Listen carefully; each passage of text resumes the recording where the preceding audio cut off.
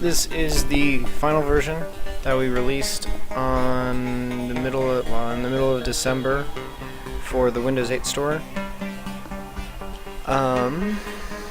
Yeah, we didn't manage to get around to the touch quite like we wanted it to.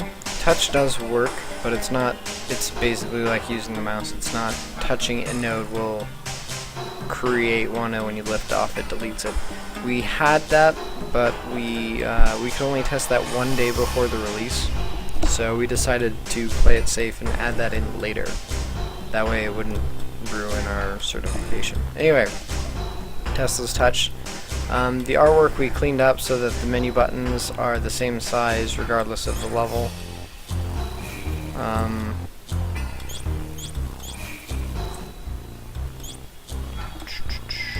I guess I'll just play it for a little bit because I've said pretty much everything in the previous videos. We did change these, the grounding posts, that we changed it so that they didn't look like they were supposed to be lit up, because people they were confused by them. They thought they needed to go to them rather than go around them. So that changed some of the puzzles a little bit. You'll have to forgive me if I'm really bad at the next one, because it really kind of messed that up. This one is a little hard.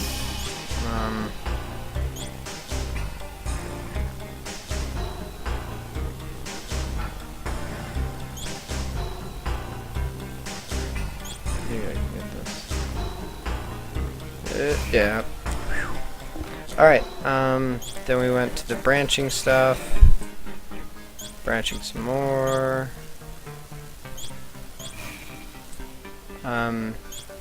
This is the new artwork for the Leyden jars.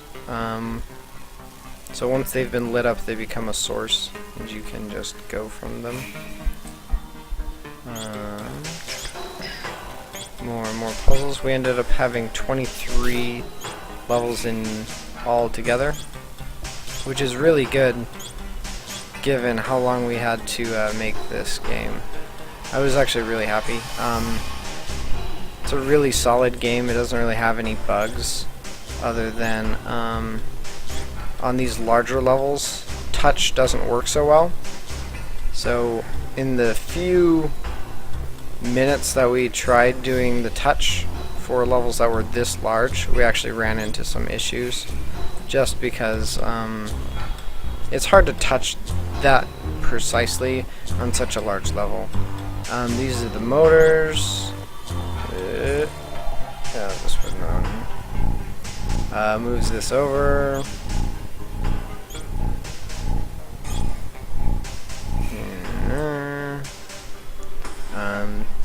This one was redone, but so it just looks a little better than we had it before.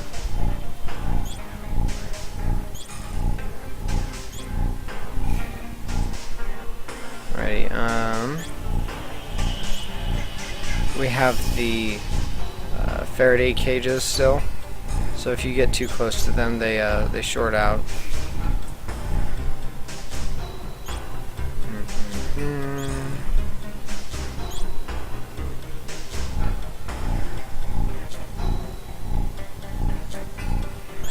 It was pretty cool. So we showed this off in the open house at the EAE open house, and it was pretty cool to see people's moms really like this. It's hard to, I know it sounds funny, but it's hard to make games for people's parents that they would actually enjoy. It's actually really cool that this kind of casual-esque game that we were shooting for could be enjoyed by older people. So,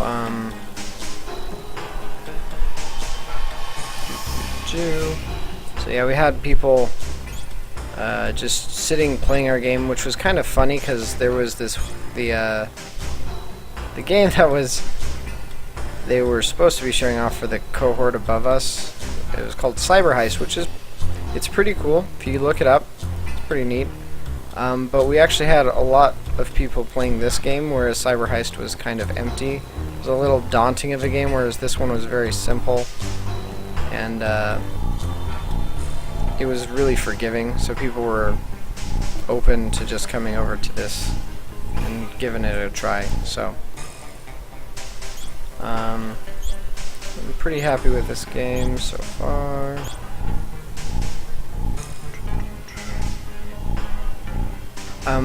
We did manage to try some of the touch levels out. I mean, they were throwing huge amounts of errors because we only got to try it for a couple minutes before the open house. So we tested it out. It throws errors, but it still worked, and it was actually this is an incredibly fun game, with touch being the main component of it. Just being able to hold all your fingers down makes this a lot harder, rather than just right-clicking a mouse and kind of making it go. So that's all of our levels. That's the game. We have 23 levels. We did pretty well for 3 to 4 week sprint. I'm pretty happy with this game, and I think it has a lot of potential to go a lot further. So, if you see this in the future, if you have a Windows 8.1, download this game, give us an awesome rating, even though I just walked you through all of it, so it's a little bad. So.